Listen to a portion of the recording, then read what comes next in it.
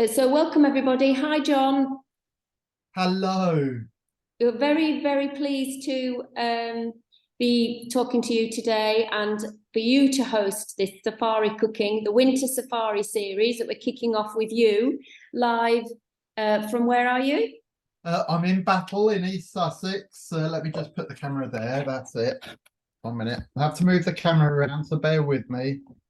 That's absolutely fine. So John, it's really over to you. I'm Lorraine from Healthworks and the Cooking Good Project, and we're working as part of the Longley Circles of Support. And this is the Winter Safari series of cooking sessions, some of which will be delivered live in settings around the country, some of which are online live, and you are our first one. And I'm going to turn off my sound in a minute because I'm in a noisy place. Let you carry on, tell us what you're doing and carry on with your cooking, and if you need me, just shout. Lovely. Thank you very much, Lorraine. Over to you. Well, hello everybody. I can't well, hello people from Copley Mill and Norfolk House. I'm John. I'm actually a scheme manager at a Stonewater site in Battle in East Sussex, Market Road. So I've no idea where Copley and Norfolk are, but hello to you all. Now today I'm going to be doing a carbonara, but a sort of a healthier version, if you like, with a little bit of veg and with whole wheat pasta, which ironically enough is probably cheaper than buying your normal pasta, because it's 95p a packet or thereabouts from your local supermarkets for 500 grams, for those who like it. But we'll be doing carbonara with a slight difference, as it will have a little bit of veg in it to make it a much more balanced meal. So the purists or the Italians would say it's not a carbonara then because you put peas in it, but there you go. You can do what you like with the recipe, change things as you go. So if you bear with me, I'll just put some water in a pan to get ready for the pasta.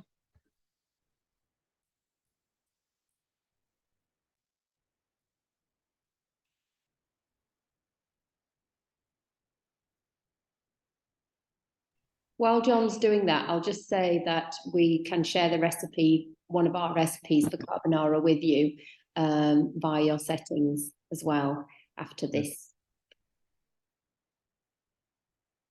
So with cooking pasta, it's always best to do it in the biggest pan you can, so it's got plenty of room to move around in the pan. So excuse the beeps, that's just my stove top. So today it's behind me. So we've got 350 grams, which is enough for 4 people, of whole wheat pasta. So here it is. So that'll be going in once the water's boiled. Now, one thing about a carbonara is you don't need to add any salt, as the cheese we're going to use, which is a Parmesan type cheese, is quite salty, and the bacon itself also has salt in, which just in the fridge here. So while I'm waiting for the pasta to water to boil, I shall chop up a bit of bacon. So if you bear with me while I just pop the camera down to there. Now, as you all probably guessed, a carbonara is an Italian dish, but the jury's out, so to speak, on where it originates from.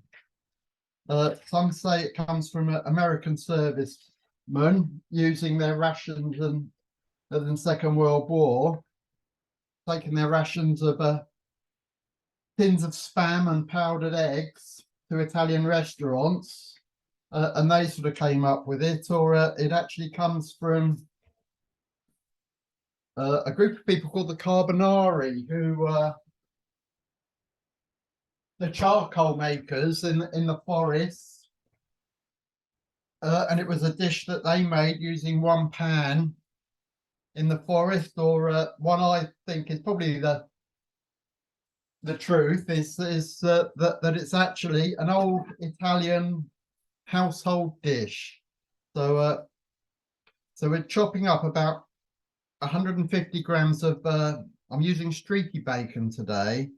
Now, generally, the Italians would use a cured meat called guanciale, which is cured pig's cheek. The idea being that as you fry the meat off, the guanciale off, the fat on it renders down and that becomes part of the sauce. But because of we're using bacon today to make it more cost effective, and also bacon is easy to get hold of. You can also use bacon lardons or pancetta. But because we're using bacon, we're going to be adding a little bit of fat in olive oil, using olive oil today, only about a tablespoonful. So I think that's enough bacon. Let me just pop the rest back in the fridge.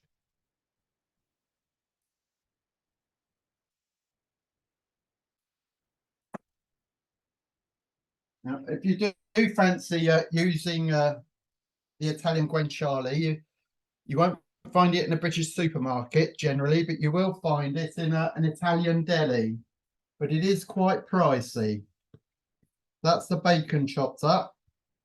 Now, the other ingredients we're going to use, we've got the spaghetti, the bacon. We're going to be using some Parmesan type cheese, which I've already pre-grated. So we've got about 100 grams there, about 4 ounces. Some of it's going in the sauce, but a little bit be left over to sprinkle over the top. We've got eggs, of which we're going to use 3, of which we'll be whisking up in a moment once the pasta's gone in the water. And then to finish it off, lots of black pepper that I ground this morning. You see, it's quite fine. That's because I ground it in a pestle and mortar, and I sieved it to get the kernels out because they can give a bit of a bitter taste. So that's lovely black pepper there. I mean, I just wanted to say, if anyone has any questions, then please, turn your microphone on and just ask away. So pop the lid on the pasta water.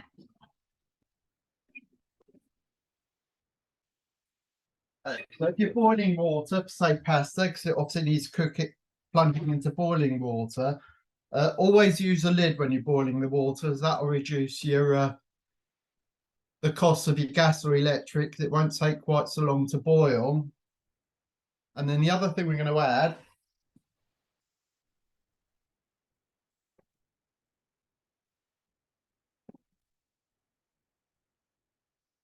is good old Bird's Eye frozen peas. But they'll be going in the pan once we start putting everything together. And again, a little tip for that is, because they again need going into boiling water, boil your kettle first and take the water out of that. It'll save you, it's a lot quicker than using your stove top, whether it's gas or electric. So we'll pop a little bit of olive oil into a pan ready.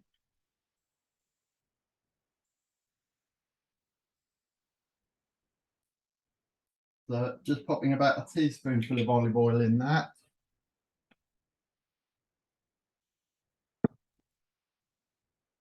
So let me just put the camera back up so you can see me. So now all we're waiting for now is the pasta water to boil. And then we'll be ready. So if anybody has any questions, then please feel free to ask.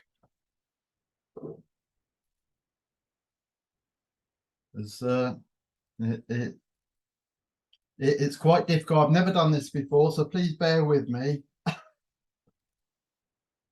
It's a new thing for me as well. Well, I've cooked before, but never online.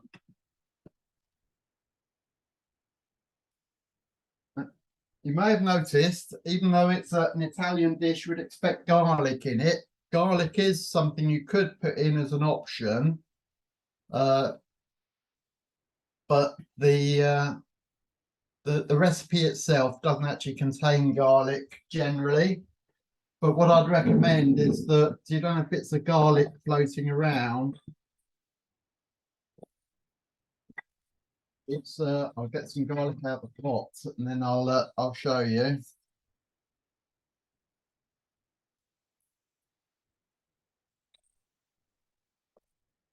So let me just put the camera back down again. There we are. So that's you've got your garlic cloves.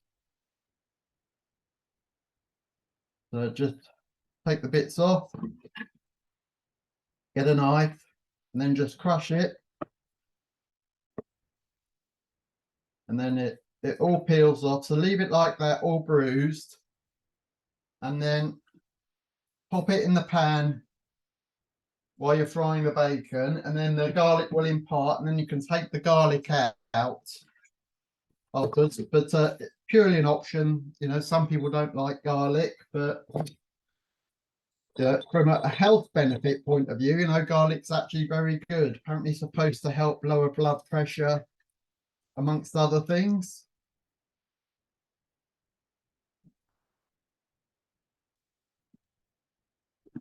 Right, so the water's nearly boiled.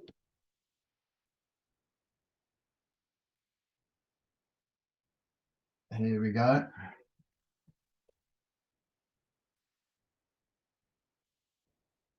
So I have to mess around with the camera. Anything you want to add, Lorraine? I was just thinking about the properties of garlic you were talking about. Yeah, I mean, it's good for our immune system. It's a prebiotic, which means it's good for our the gut bacteria that we want to encourage in our gut, that is healthy, that will keep our digestion working really well and help support our immune systems as well as every other sort of function in our body. So garlic is definitely one of those things that is good for us, especially in the winter months. Oh, indeed. I mean, personally, you know, you can use it as a little tiny bit as a seasoning.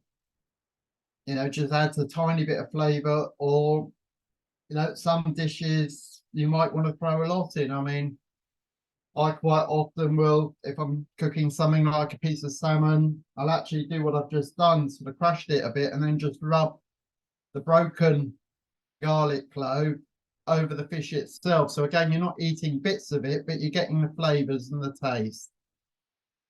Now the water's just coming up to boil, so that'll be a couple of minutes. And whisk.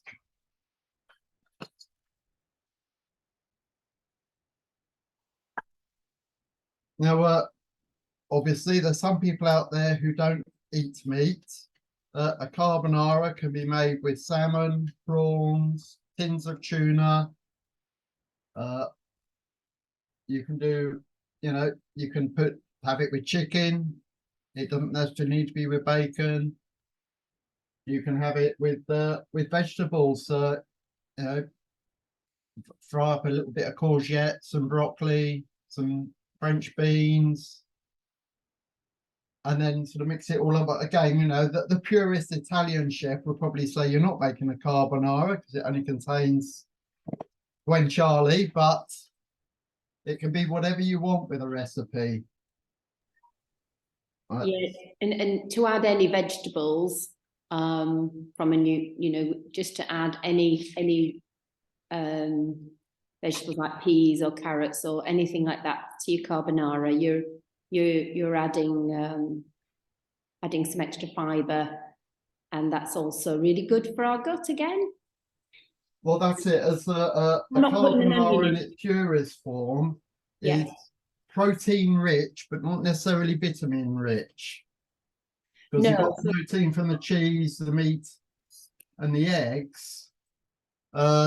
but your water soluble vitamins, your vitamin A, vitamin C, is severely lacking. So throwing in some broccoli, putting in some peas, will actually make it a much more balanced meal.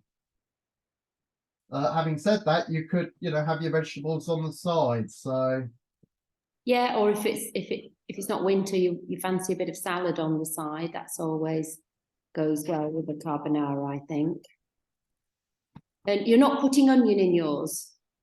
no, we've got the garlic, which is obviously part of the onion family.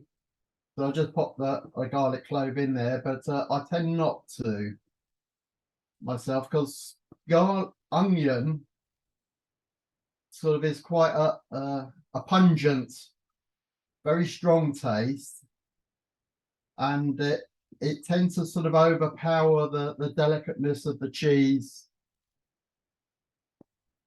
and actually the taste of the pasta as well, because I actually quite like eating pasta. So the spaghetti's gone in, but let me just break a few eggs and turn the camera down so you can see what I'm doing. So just 3 eggs today. Some recipes will say, add a bit of cream. You can if you want the extra calories, but to be honest, there's enough calories in it already, and it will be creamy enough. So now, with whisking the eggs, you really need to give it a good whisk to incorporate the yolk and the white together. Otherwise, you'll be left with little white streaky bits.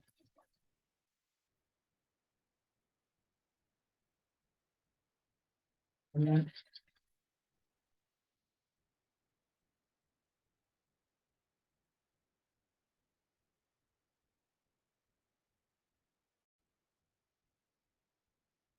there we go.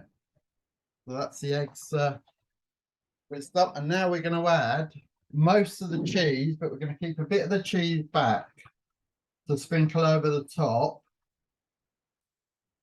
So we pop that into the egg mixture now.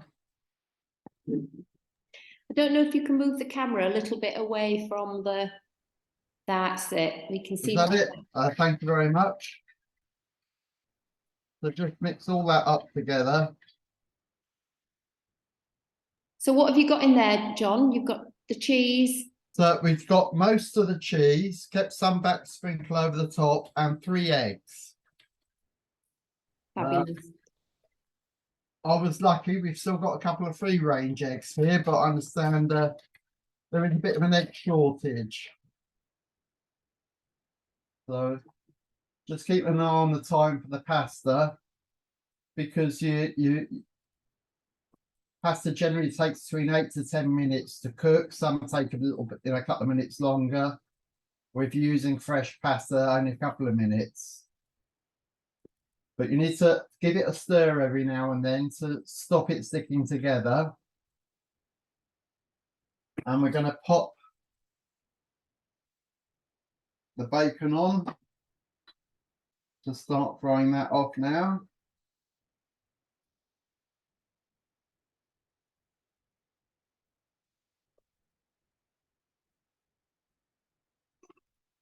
And I'll just throw a couple of handfuls of peas in the pan ready.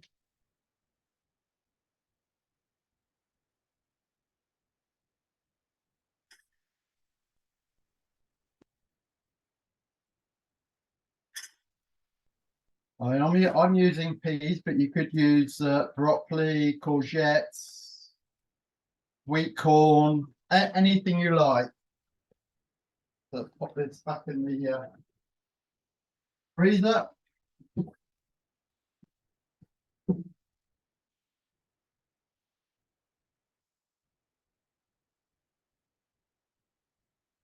Let me turn the camera around onto the stove so you can see what's all going on. So there's the peas. Let me just bring that up a bit. Let me swap them over. So here we've got the bacon in the pan with about a tablespoon of olive oil. Again, we're a bit close to just the edge of the bacon. Move away a bit. That's better. Thank you very much, Director.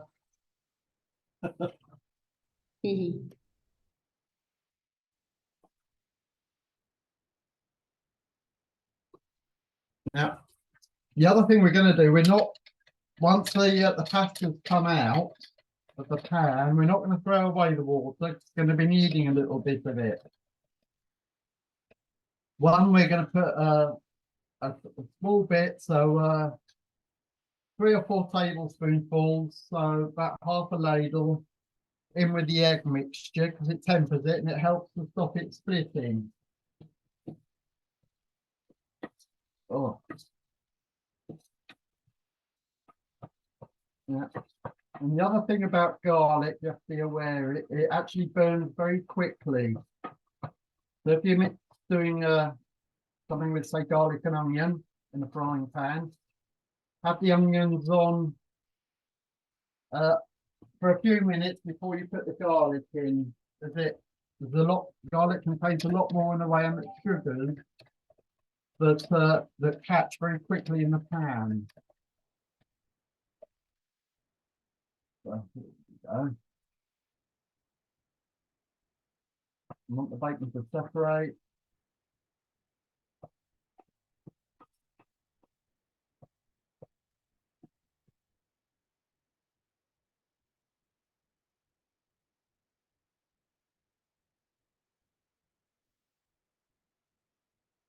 Right, a couple more minutes for the pasta.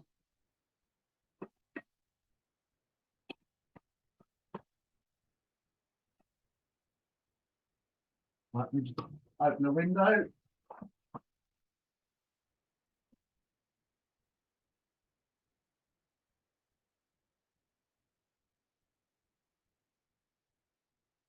There we go.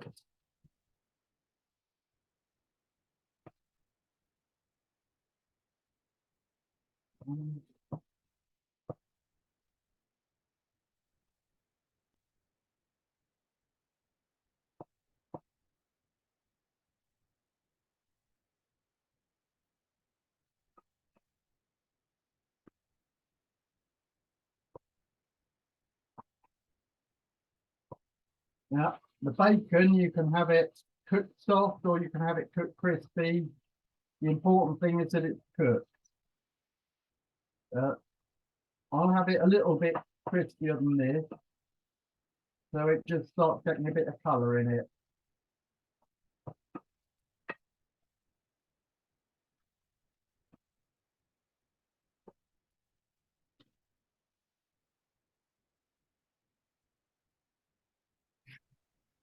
May I just mention whole wheat pasta? Yeah, so today I've got whole wheat pasta, which I've said, is most of the soup. I bought this morning from the co-op because I didn't have quite enough, and it was 90p a packet, which actually compares very favourably to, I suppose, more premium brands, like sort of £2, £2.50, £3 a packet. But most of the supermarkets, Sainsbury's, Tesco's, have got it at 95p for 500 grams. So that would be enough for 5 or 6 people, or if you're on your own, that's enough for 5 or 6 separate meals. That's great, John. And I was just thinking about the fibre again. The whole grain pasta. Now into the bacon. I'll whip the garlic out, because we don't need that now. But as you can see, the garlic catches really easily, so you do have to be careful.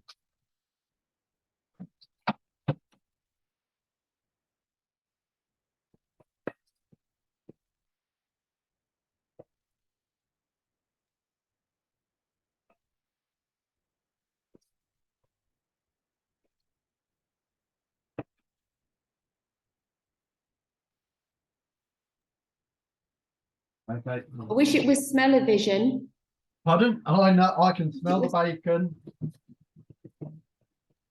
It's certainly getting my tummy rumbling. Right, so we're going to turn the heat off the bacon now. And we're going to put the pasta straight in there. After even get my, there we go. We're not going to strain the pasta off using a colander. We're going to spoon it straight in there.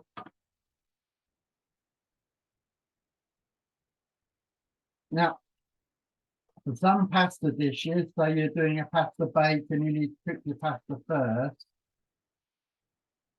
Once the pasta's cooked, you need to cool it down straight away because it will carry on cooking and it will get softer. And to be honest, a bit mushy. But the pasta's in there.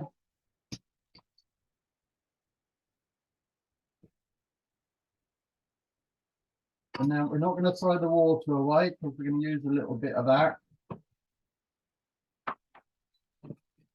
So just adding.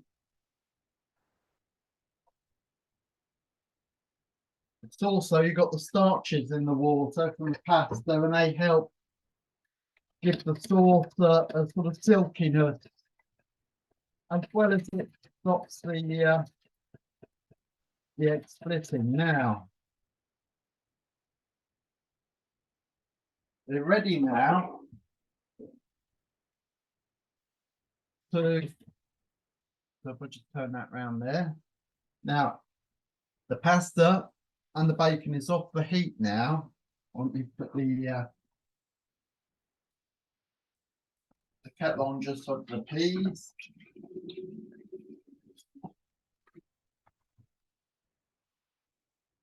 And turn that one on.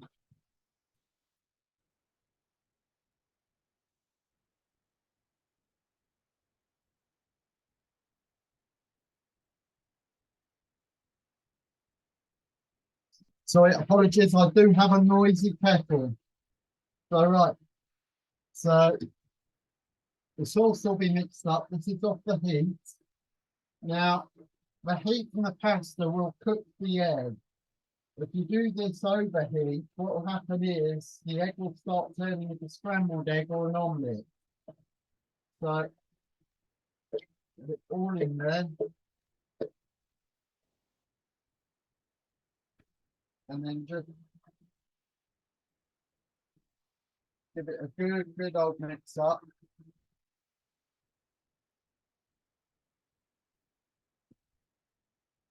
There.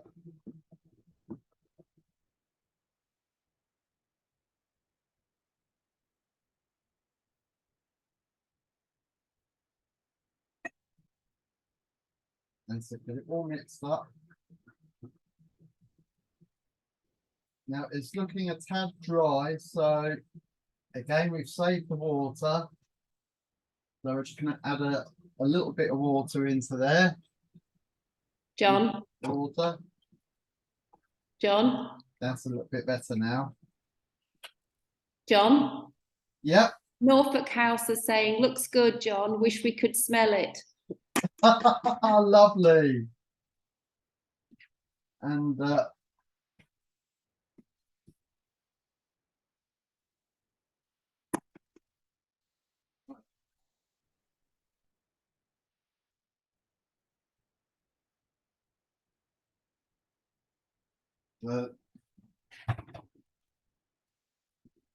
let the peas boil for a couple of minutes and we'll add them in.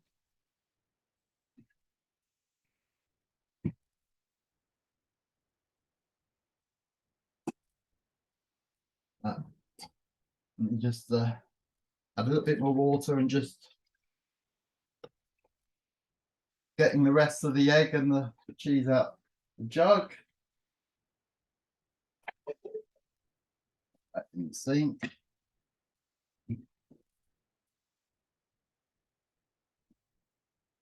Now, The thing about pasta and sauces is you want just enough sauce to coat the pasta. And actually using linguine is good for this because you've got flat sides and the sauce sticks to both sides very easily. So as you can see, it's not swimming in sauce, but the pasta's lovely and coated. And we throw in the black pepper. Now I'm going to put a lot in because I'm going to be eating this and then popping some in the fridge because I'll be eating some more of it tomorrow, no doubt. So I like a lot of pepper. I'm going to put the whole lot in, but put as much as you like.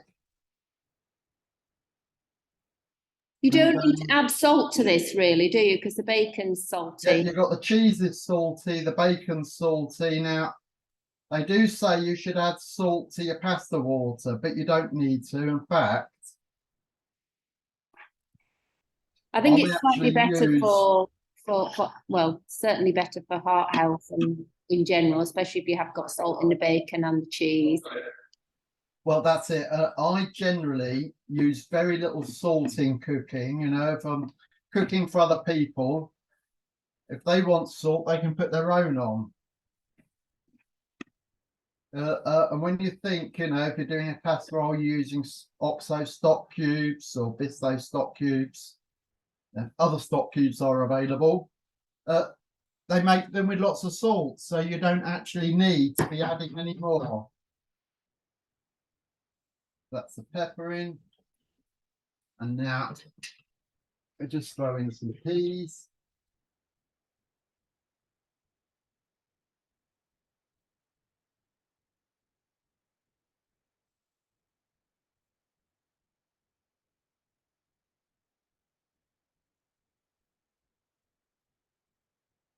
There we go.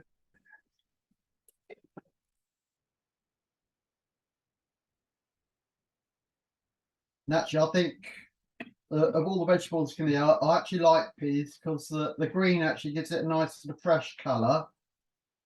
And then,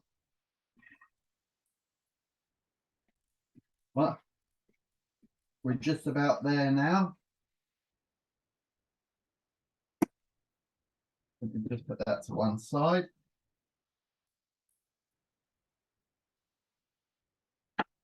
And now, so we're gonna just serve it up on this plate, get everything covered in, all the bacon and the sauce out.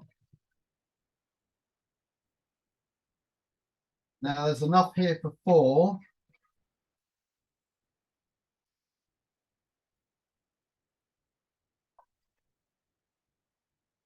Yeah, again, yeah, there's health benefits to this, but I like to often finish things off with a sprinkle of parsley over the top. Because again, parsley has quite a delicate flavour, but it can enhance food. So there we go.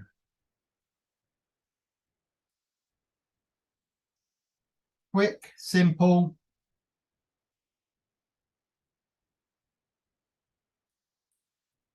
Let me turn the camera around.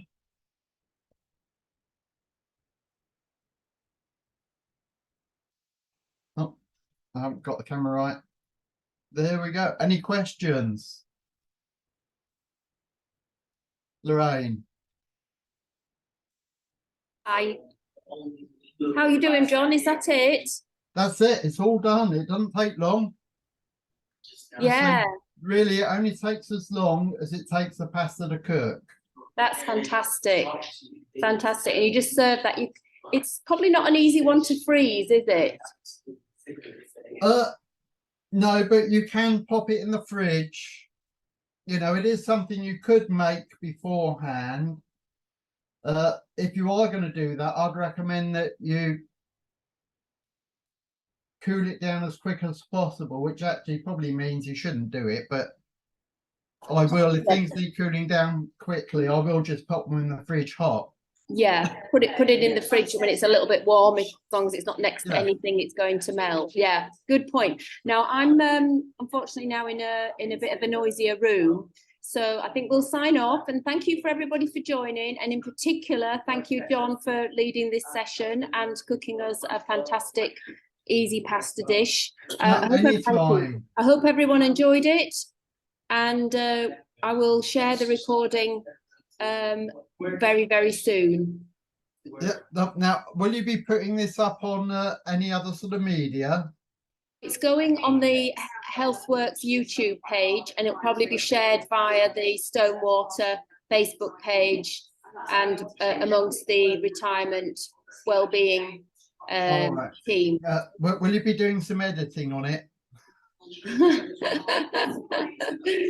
we can talk about that. I think it's okay, but we can talk about good. that. Okay. I'm going to stop the recording now. Thank you so much, John.